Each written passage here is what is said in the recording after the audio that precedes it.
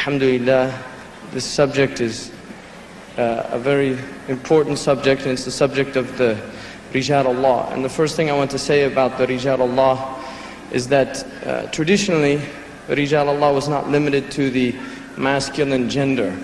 Rijal Allah was actually considered a maqam or a station. And Abu Hayyan al-Tawhidi radiallahu anhu in his tafsir Bahr al-Muhit, when Allah subhanahu wa ta'ala says الرجال قوامون على النساء بما فضل الله بعضهم على بعض, that Rijal are maintainers of nisa, of women, because of the preference of Allah for some over others. And Allah uses an ambiguous way of articulating preference of some over others. And Abu Hayyan al-Tawhidi says about that ayah that first of all, not everyone with a beard is considered a rajul. That by the mere fact that you have testosterone does not make you a rajul.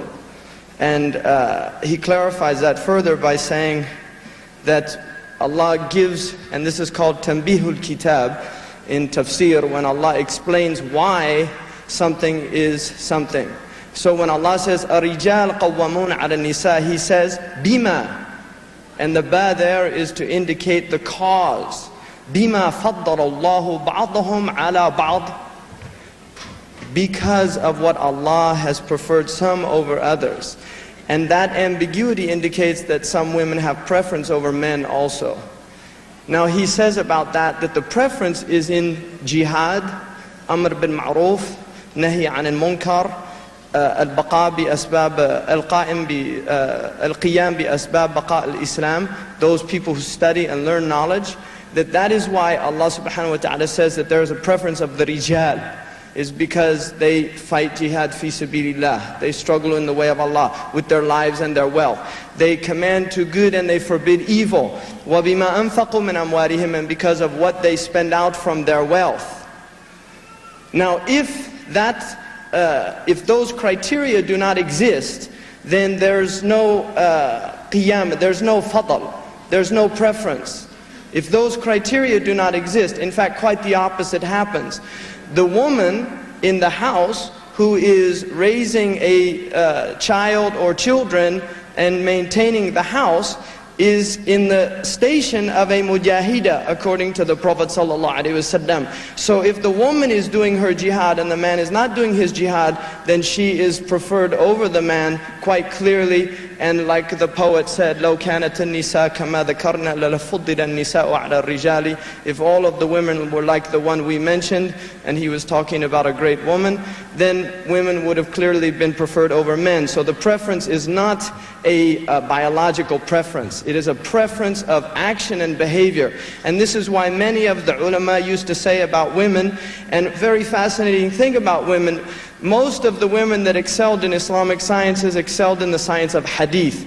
And it is a recorded fact that there has never been a wadda'a, a woman who falsely placed hadith, in the whole history of the Islamic science of hadith, where there have been countless numbers of men who have falsely placed hadith. And so this is one of the things that Allah says about the women, is that they're hafidhat lil ghaib, that they preserve the unseen. That this is something that Allah has given these righteous women. And this is something very fascinating. So if you look at this idea of the rijal, those people who establish the deen of Allah subhanahu wa ta'ala, Allah says in the Quran, مِنَ الْمُؤْمِنِينَ رِجَالٍ, from amongst the mu'mineen are rijal. And I don't want to translate it as men because I think it becomes misleading. مِنَ الْمُؤْمِنِينَ رِجَالٍ, from amongst the mu'mineen are rijal. If you look at the Arabic word rajul, it means to stand on one's 2 feet. Rajala means to stand on one's 2 feet. In other words, it is somebody who is in a station of Adamic nature. They are the khalifa in the ard of Allah subhanahu wa ta'ala. And this is the maqam of the rajul. And it is not dhakar, it's not a male, because Allah distinguishes between dhukur and rijal. Very clearly in the Quran, there is a distinction between males and between rijal.